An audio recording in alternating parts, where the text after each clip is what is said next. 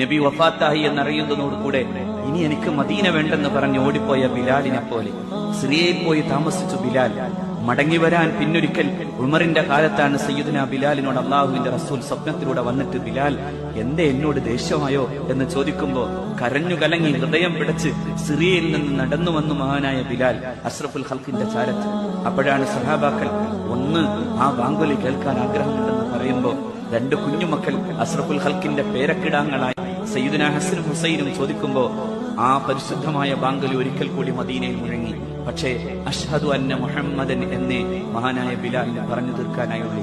അപ്പോഴേക്കും പൊട്ടിക്കരഞ്ഞ് ബോധരഹിതനായി വീഴുന്ന ബിലാലിന്റെ ഇഷ്കിന്റെ മുമ്പിൽ മരണത്തിന്റെ അവസാനത്തെ സമയത്ത് ഭാര്യ കരയുമ്പോ മഹാനായ ബിലാൽ പറഞ്ഞു, എന്തിനാ കരയുന്നത്? നാളെ ഞാൻ എന്റെ മുഹമ്മദിനെയും അവിടുത്തെ പരിശുദ്ധരായ അനുയായികളെയും കാണാൻ പോകാണ് എന്ന് പറഞ്ഞ സയ്യിദുനാ ബിലാൽ